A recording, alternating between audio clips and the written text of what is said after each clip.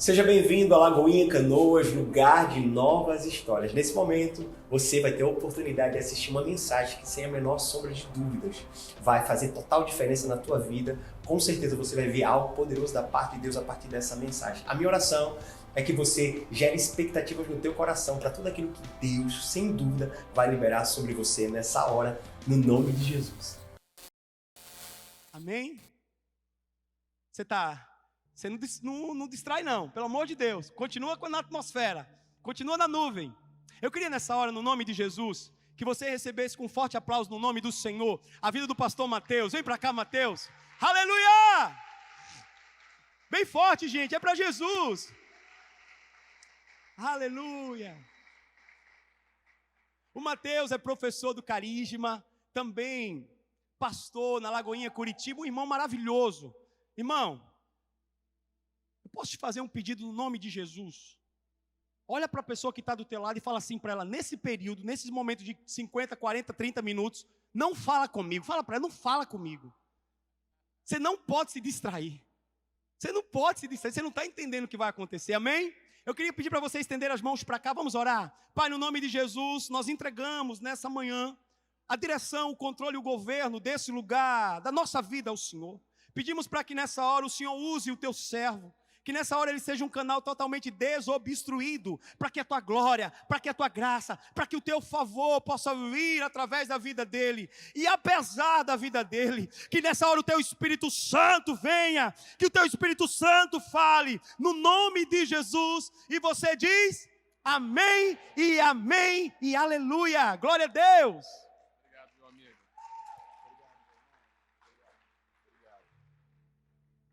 Bom dia, meus irmãos, graça e paz, amém?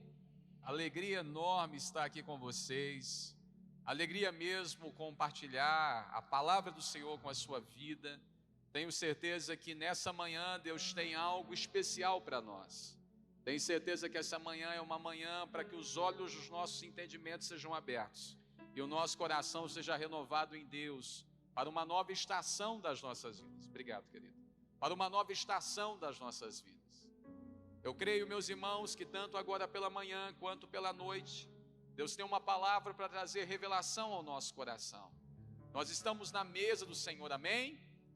E a Bíblia diz que quando os discípulos no caminho de Emaús se assentaram à mesa com Jesus e no partir do pão, a Bíblia vai dizer que os olhos deles foram abertos.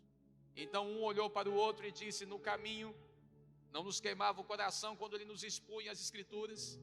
Porque é isso, irmão, no caminho o coração queima, mas na mesa os olhos se abrem. Nós temos certeza que estamos na mesa e o pão já está preparado para que ele seja repartido, para que os olhos do nosso entendimento sejam abertos. Hoje, meus irmãos, eu quero fazer, na primeira etapa dessa conferência, uma denúncia. Como assim, pastor, uma denúncia? Hoje nós vamos fazer uma denúncia sobre o espírito de orfandade. Essa manhã é uma manhã para nós denunciarmos a estratégia de Satanás para nos fazer perder daquilo que é o propósito do Pai para nós.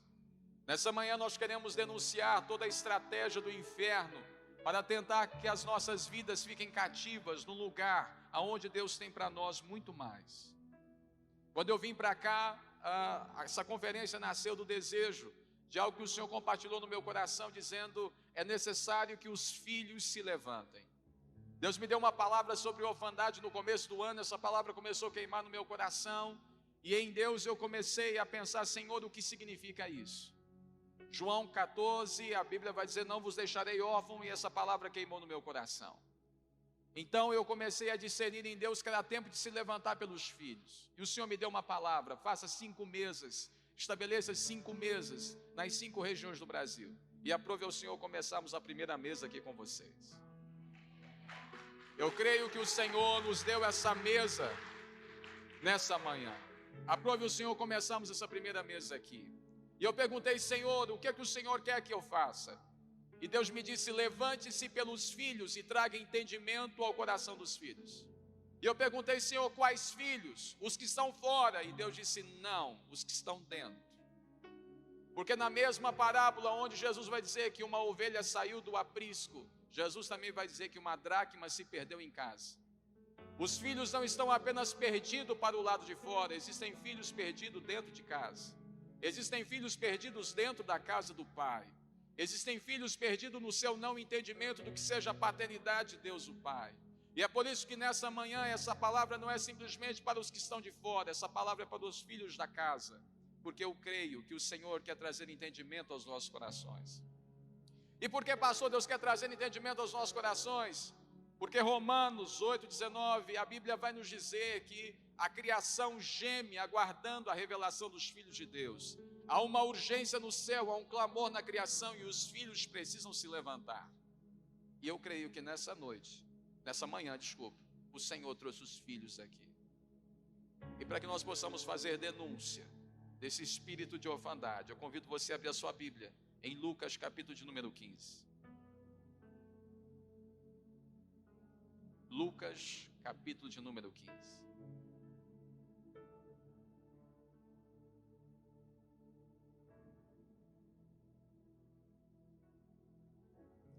Lucas capítulo de número 15.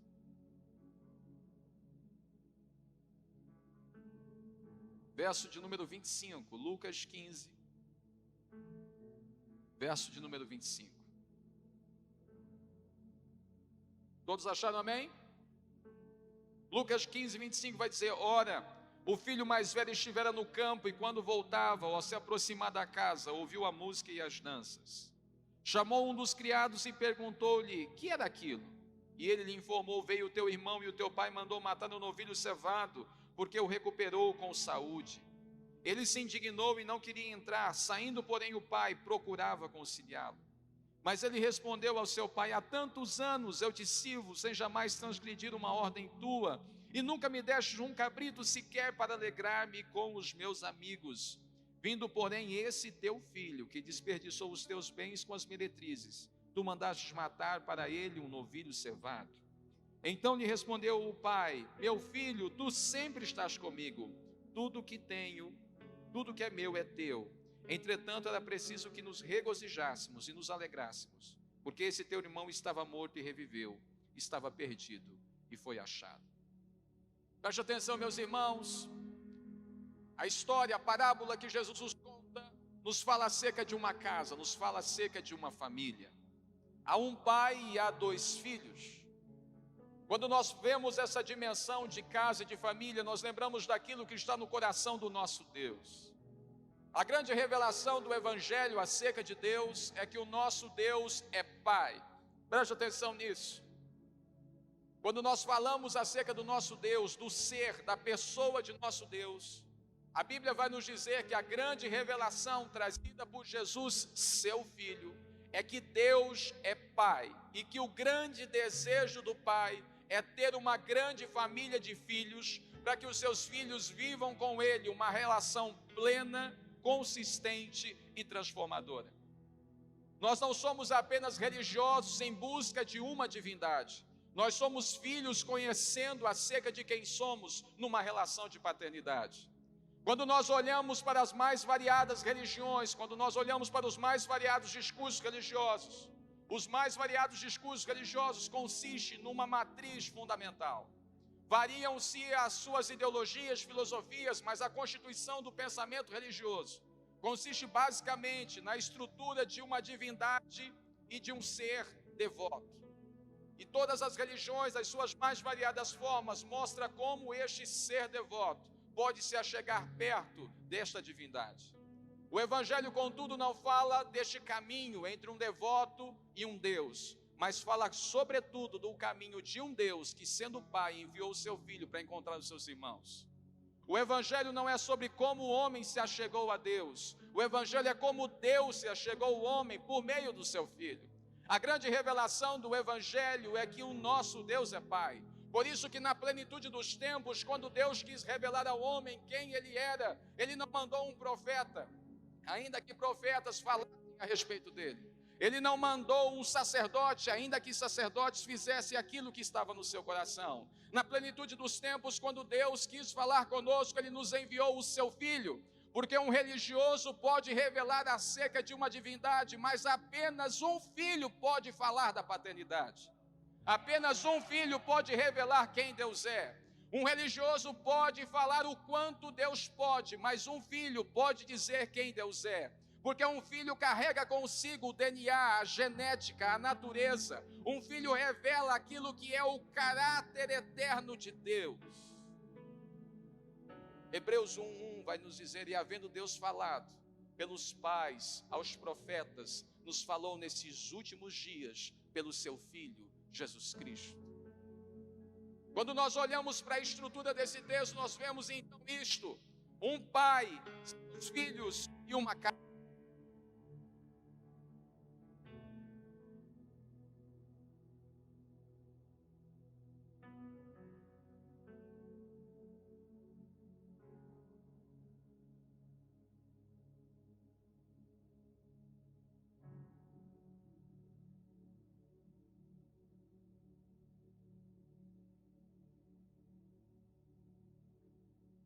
Som. A casa é aquilo que revela o que está no coração de Deus.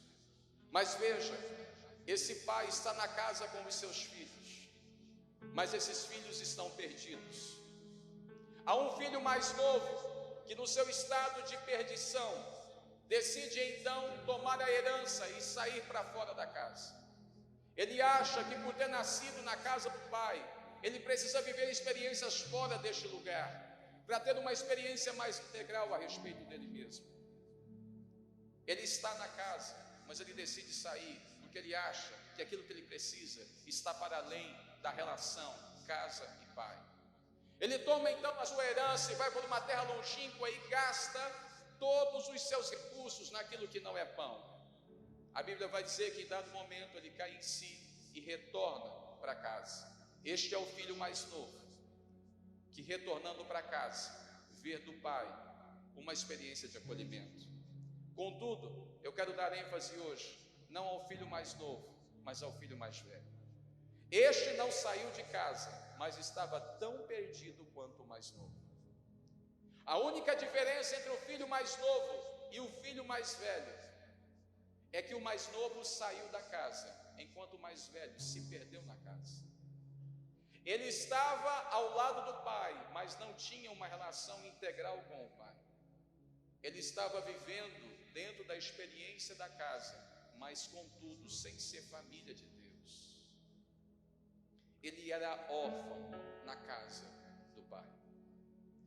E é sobre esse espírito de orfandade na casa do pai que eu quero fazer denúncia nessa manhã, como profeta da parte de Deus, para inspirar o seu coração e te convidar a um outro nível na relação com o pai.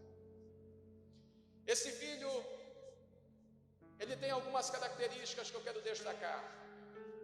E o texto que nós lemos vai dizer que ele estava trabalhando. E quando ele retorna do trabalho, ele então se chegando na casa e vendo a festa que estava estabelecida, pergunta para um dos seus servos: o que é que está acontecendo? E alguém diz: é o teu irmão mais novo que chegou. Ele foi e voltou, e agora está aqui, e o seu pai está celebrando uma festa para ele. Ele então fica indignado. Ele então se revolta pela bondade do pai e pelo favor do pai ao seu irmão. O espírito de orfandade traz algumas características. A primeira delas é a incapacidade de viver em família. Um órfão é aquele que, por conta das durezas, do seu sofrimento, da sua dor, dos seus dilemas, ele é incapaz de se conectar. Ele é incapaz de reconhecer aquele que chegou como parte da sua família. Portanto, meus irmãos, que a Bíblia vai dizer que quando o pai vai conversar com ele, a expressão que ele vai usar para o pai é: como o Senhor está dando uma festa para esse teu filho. Ele até pode ser teu filho, contudo ele não é meu irmão. A orfandade gera em nós uma incapacidade de vivermos como família de Deus. Obrigado, querido. A orfandade gera em nós uma incapacidade de vivermos como família de Deus. Preste atenção nisso. Todas as vezes, meus irmãos, que nós estivermos sobre a influência da orfandade espiritual, sem reconhecermos a Deus como Pai, teremos dificuldade de reconhecermos uns aos outros como nossos irmãos. E não conseguiremos fazer a experiência de sermos aquilo para o qual fomos chamados, a saber, um corpo místico de Cristo. Olharemos para aqueles que estão ao nosso redor como alguém, olharemos como às vezes um risco, um perigo. Quantas vezes eu não ouço na igreja alguém dizer para mim: pastor, eu tenho medo de me conectar às pessoas, porque eu já fui ferido, eu já fui machucado.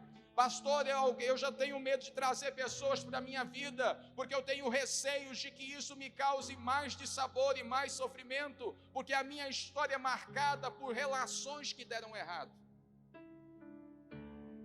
É esse espírito de orfandade, esse medo de conexão, esse medo de se constituir no fluxo do Espírito como família, que nos faz não nos conectarmos como filhos e filhas, ou seja, irmãos e irmãs.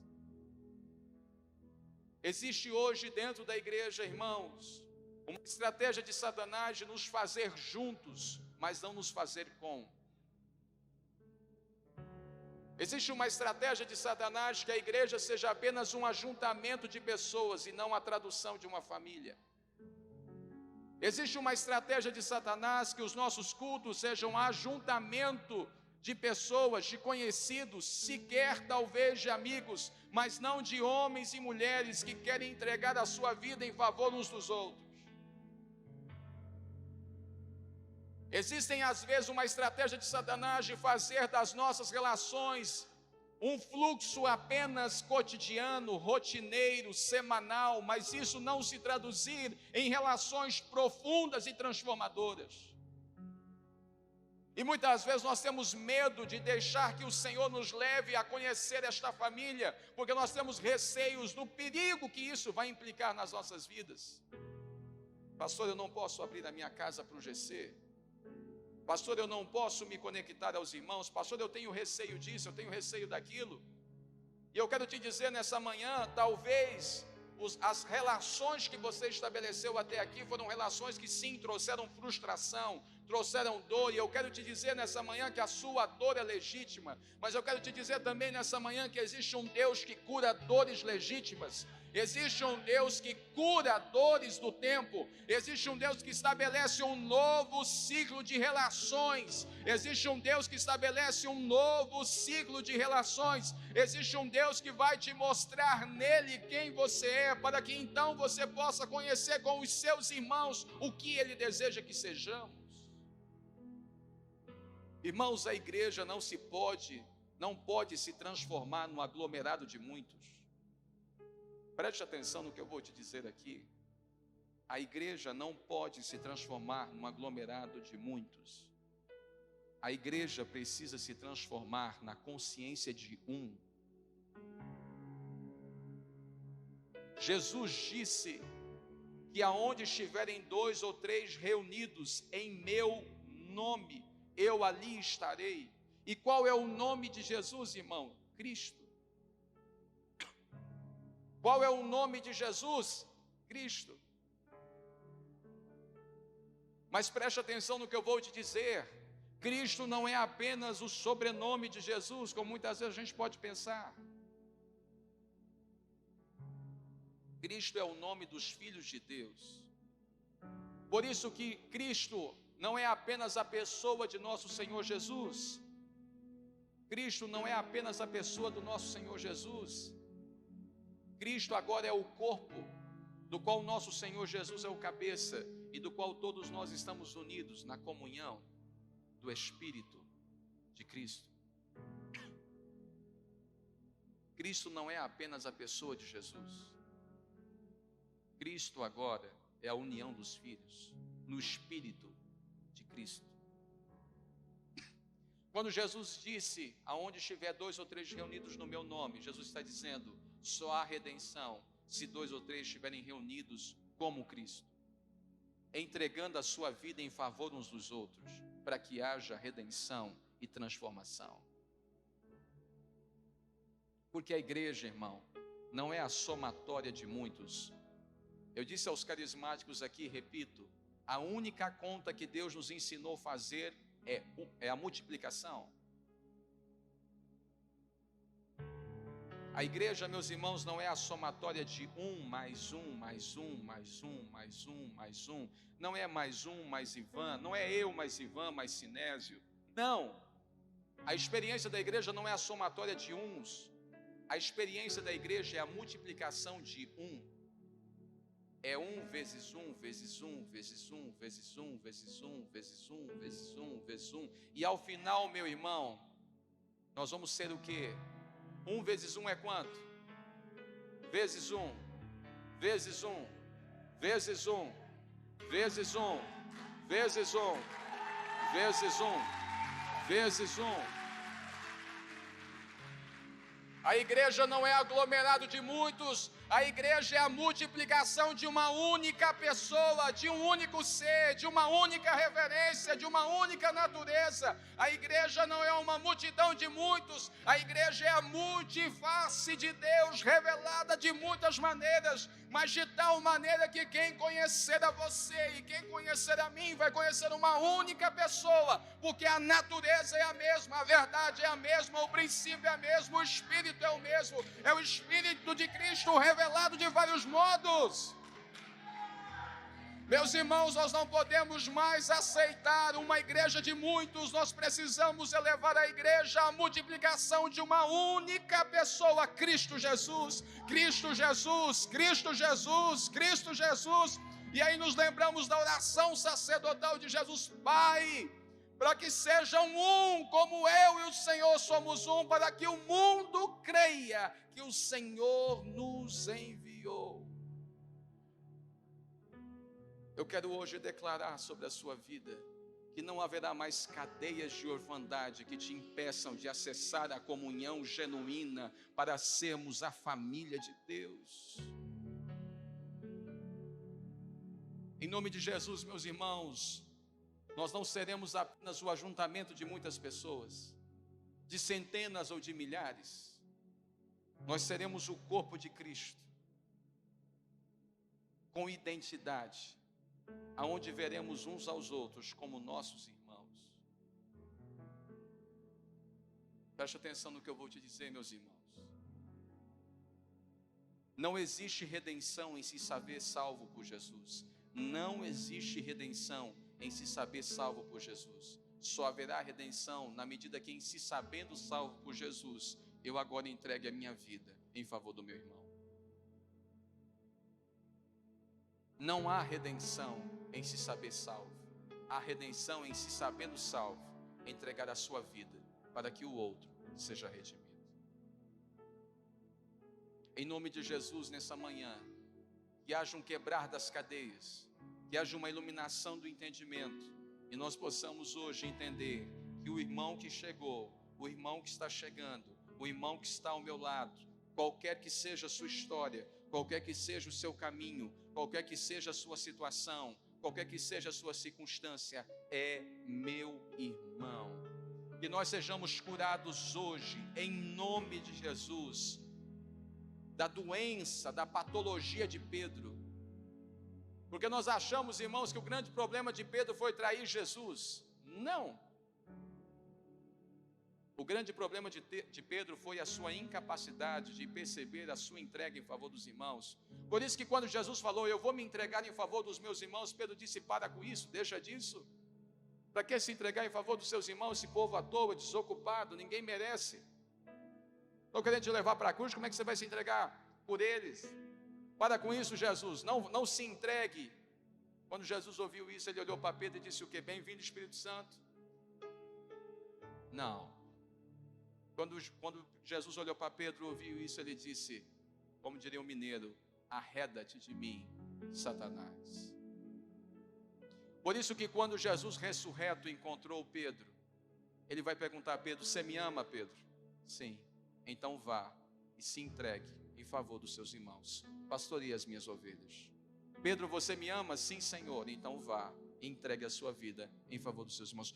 Pedro, você me ama? Sim, Senhor, tu sabes que eu te amo. Então vá, Pedro, e apacenta as minhas ovelhas. Porque o problema de Pedro não era amar Jesus. O problema de Pedro era a incapacidade de amar os seus irmãos. Pedro amava tanto Jesus, mas tinha dificuldade em amar a família de Jesus.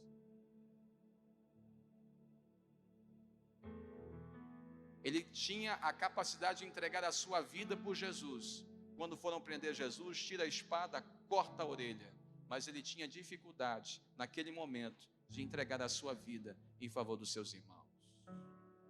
Em nome de Jesus, que nós sejamos curados disso, para a glória de Deus. A segunda característica, eu vou destacar 3 características dessa orfandade. Ela é a incapacidade de viver como família e a incapacidade de ver o outro como irmão. A segunda referência é que um órfão sempre trabalha pelo direito de receber. Um órfão sempre trabalha pelo direito de receber. Ele disse: pai, estou trabalhando há tanto tempo e o Senhor nunca me deu um novilho. O Senhor nunca me deu um novilho. Existe dentro da lógica da relação com Deus, quando ela é órfã, uma dinâmica de meritocracia. Um órfão, para se relacionar com Deus, ele se relaciona com Deus a partir de uma lógica de servo e de trabalho.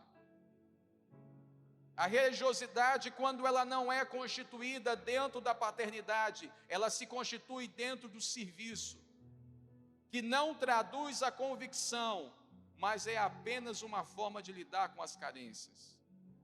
Para traduzir isso de modo mais claro, meus irmãos, eu quero dizer para você que se não nos relacionarmos com Deus como filhos, viveremos uma vida com Deus a partir do serviço, para que no final das contas Deus seja aquele que resolve as nossas demandas e carências. E por isso nós vamos viver uma vida, às vezes íntegra, sincera, mas pelas motivações erradas. Nós oramos para ver se Deus consegue resolver o problema no final das contas. Nós buscamos a Deus para ver se Ele atende a demanda. Nós buscamos a Deus para ver se Ele resolve as questões. Nós viemos à igreja simplesmente pelo ato de ver se no final do culto Deus converte o coração dele a nós. Eu brinco lá em Curitiba e disse aos carismáticos aqui, que às vezes, irmãos, eu tenho a sensação que o único não convertido do culto é Deus.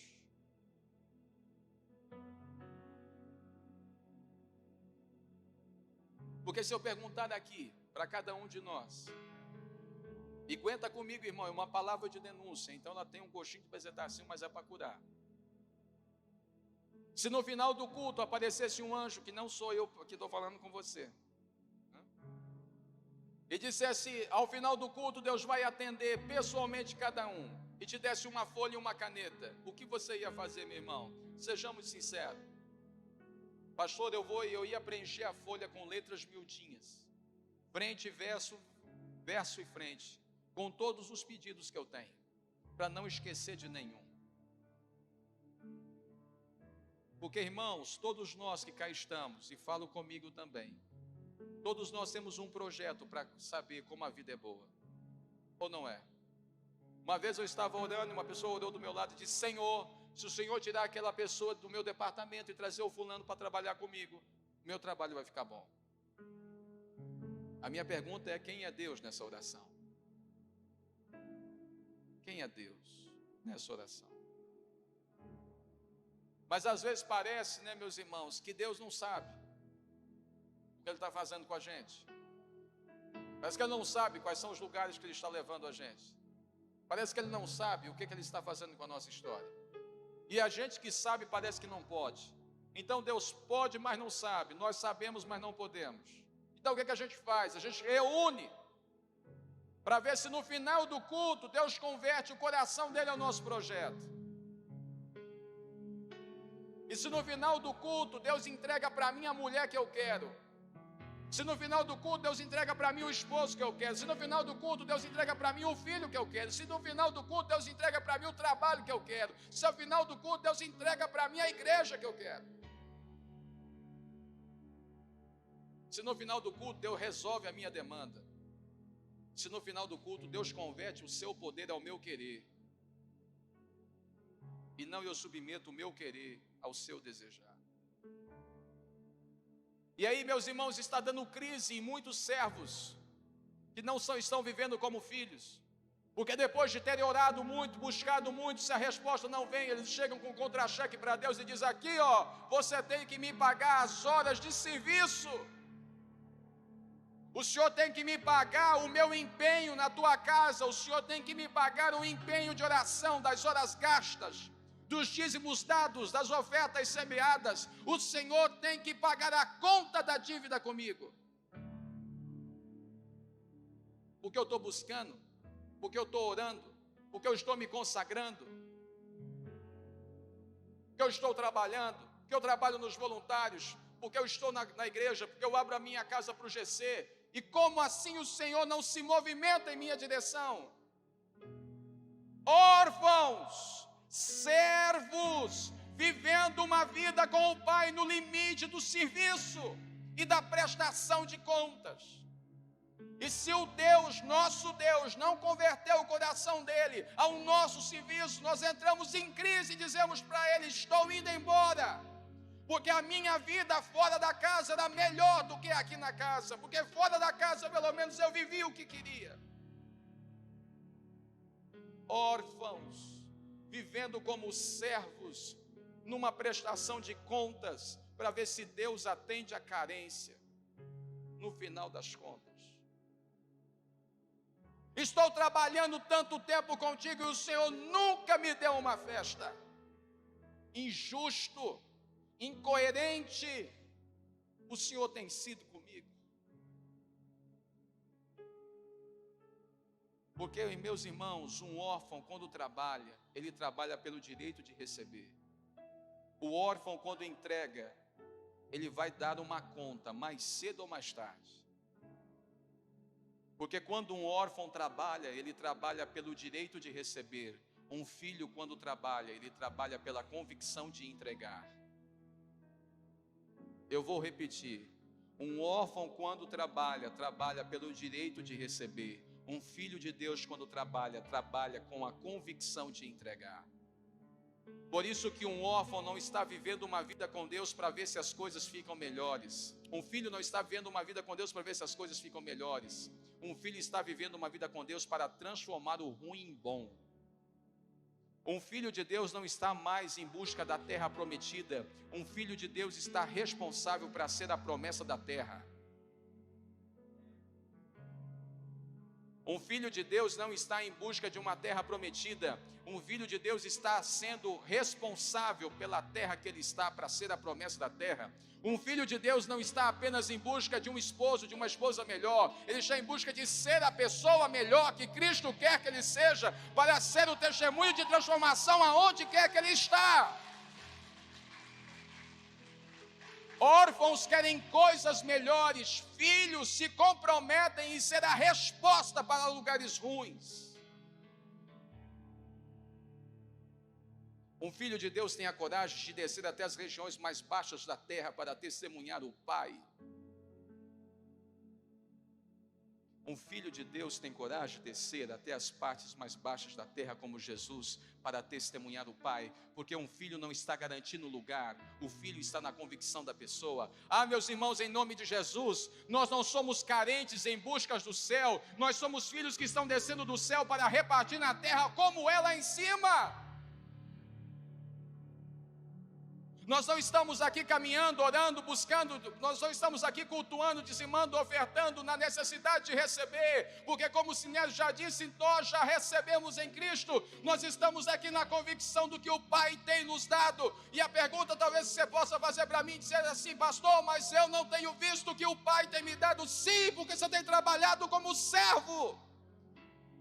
Porque a hora que você se posicionar como filho, você vai ver o que o Pai já deu para você, para cumprir com a missão que Ele te deu. Ei, meu irmão, nessa manhã, em nome de Jesus, você não é mais um órfão carente, você é um filho convicto. E o Pai está dizendo: se você soubesse que você era filho, você saberia que tudo que tenho é seu. Tem coisas que não chegaram na nossa vida, meus irmãos, porque nós ainda estamos debaixo de uma orfandade. Tem recursos que nós não acessamos ainda, porque nós estamos com a consciência errada. Existem recursos espirituais, emocionais, financeiros que nós não acessamos, porque nós estamos com a consciência errada. Alguém disse para mim esses dias: pastor, o senhor vai lá ungir minha casa? Falei: com certeza. Você quer que eu unja a sua casa? Sim, eu unjo. Mas deixa eu te dizer uma coisa: Jesus tem uma estranha mania, que tudo que eu entrego na mão dele, ele levanta, dá graça, parte e entrega para a família. Se você realmente quer que eu unja a sua casa, Jesus vai levar a família dele para lá. E a família dele é grande. E a família dele, irmão, tem gente de tudo, de todos os jeitos. Mas eu tenho certeza que a hora que você abrir a sua vida para receber a família de Deus, Ele te dá uma casa nova. 3 entenderam. Quando você abrir a sua casa para receber a família de Deus, Ele te dá uma casa nova. Quando você entender que aquilo que você tem é para ser dignificado na mesa, Ele te dá um carro novo. Ele te dá uma casa nova, Ele te dá uma promoção, Ele te leva a um outro nível, porque agora o seu coração não está mais em coisas, o seu coração está em servir aquilo que o Pai está lhe dando, em favor dos seus irmãos.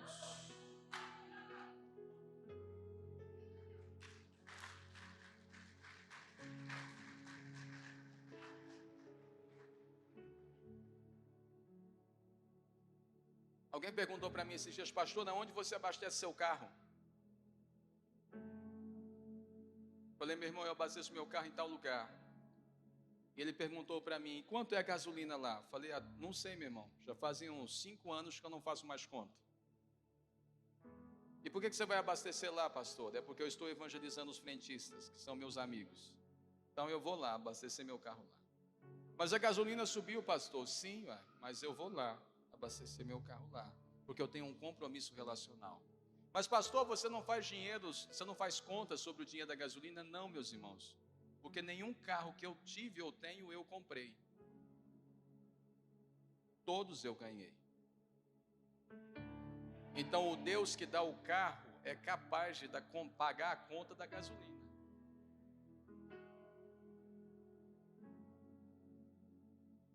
Pelo simples fato que esse carro só tem sentido se ele servir os irmãos. Então ele vai servir para eu ir lá conversar com meus amigos frentistas e falar do amor de Jesus. Porque eu não sou um órfão fazendo conta para ver como é que vai fechar o mês. Eu quero ser um filho convicto de que o pão já foi entregue e que as coisas do Pai são nossas, em favor dos outros irmãos. Um filho não trabalha, um filho revela. Eu vou repetir: um filho não trabalha, irmão, um filho só revela. Revela o que tem, revela o que é, revela o que traduz. A vida dele, o que ele tem nas mãos, é apenas para traduzir quem o Pai é. E em último lugar, o espírito de orfandade gera uma consciência de casa sem a percepção de família. O outro é teu filho, mas não é meu irmão. O espírito de orfandade gera uma consciência de serviço em busca da recompensa, mas não uma disposição de convicção, de paternidade, em busca e no compromisso de testemunhar o que se tem. E em último lugar, o espírito de orfandade gera no órfão uma insegurança existencial.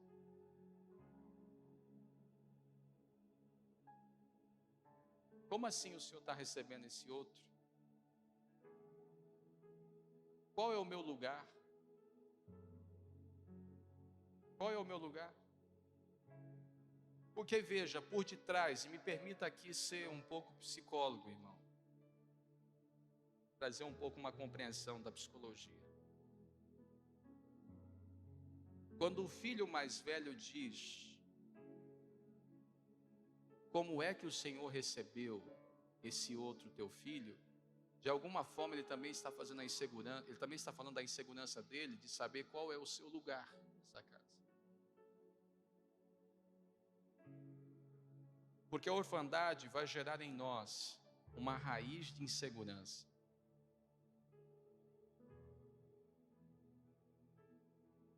Por isso que um órfão tem que trabalhar para receber, e não trabalhar para testemunhar, porque ele não está sendo movido pelas suas convicções, mas pelos seus medos. Por isso que um órfão tem medo de receber o outro como irmão, porque ele tem medo. Ele vive debaixo de uma insegurança existencial, de quem é o outro, de quem é ele, de quem é o pai, de como é a casa e de como fazer para ser resposta para a sua insegurança. Um órfão vive debaixo da insegurança, porque ele se move pelos seus medos, mas não pelas suas convicções. Posso te dizer algo nessa manhã? 1 João 4,18. O verdadeiro amor, o perfeito amor, lança fora todo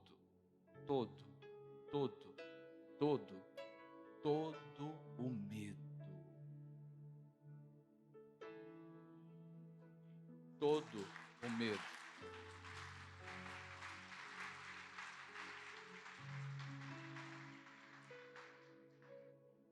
O verdadeiro amor lança fora todo o medo.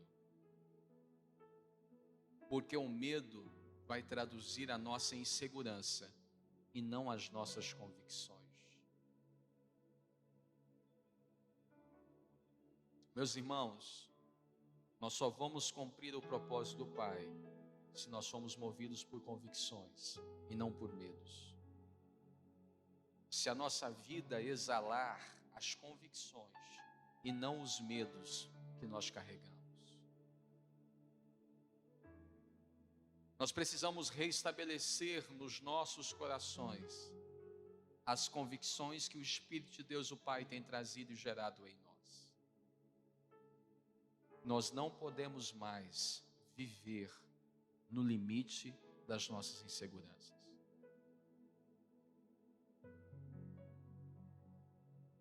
Eu quero dizer para você, nessa manhã, da parte de Deus, que o Senhor te trouxe hoje aqui para dizer: filho, eu não te gerei de novo para que você fique escravo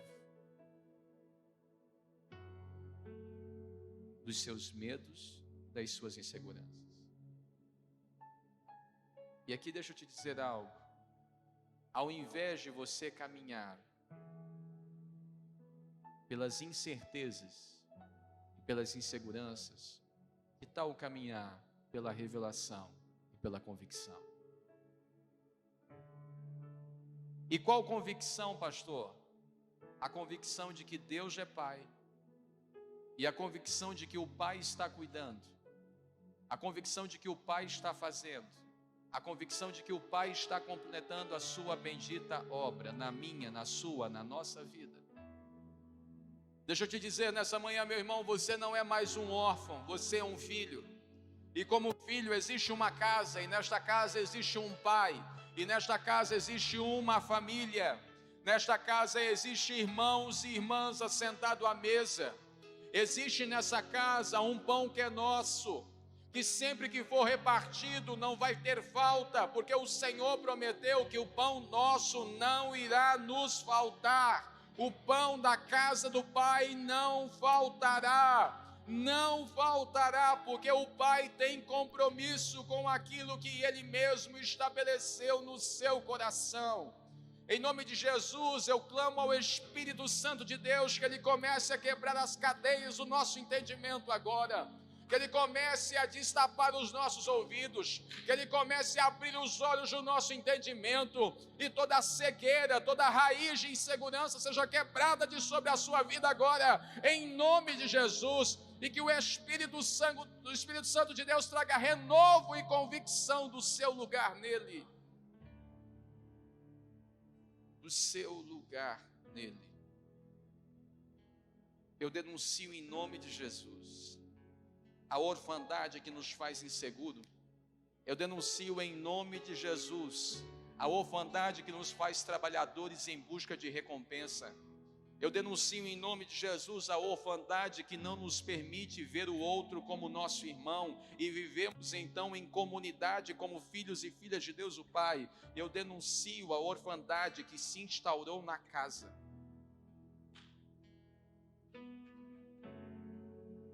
No coração dos filhos. E antes de nós orarmos, eu quero declarar sobre a sua vida.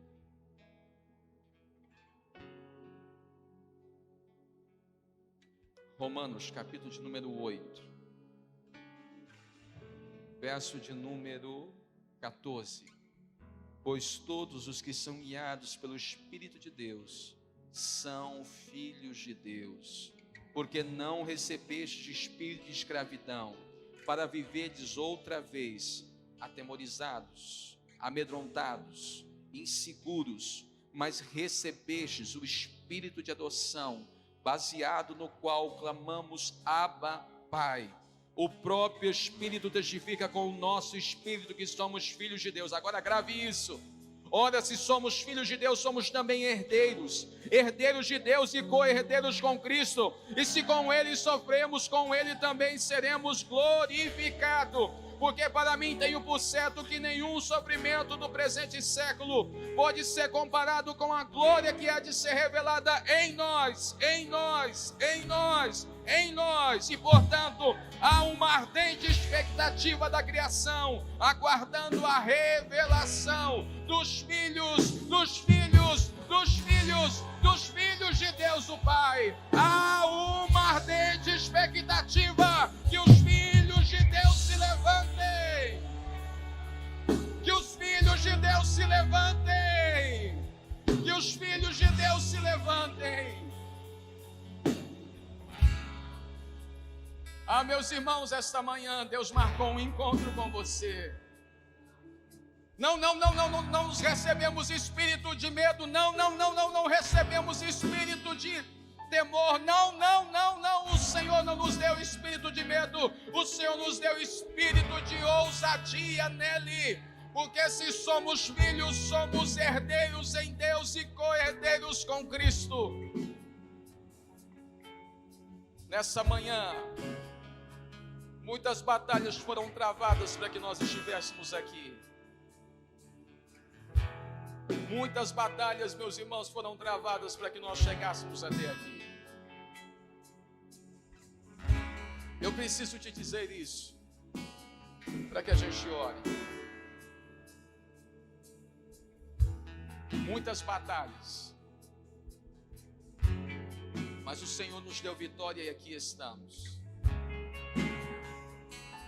E quando eu cheguei aqui em Porto Alegre na segunda-feira, quando o avião pousou, os meus 2 ouvidos tamparam. Eu achei que era pelo voo. Eu achei que era pela questão do voo. Mas quando eu fui caminhando e percebendo que aquilo não estava resolvendo, eu comecei a orar.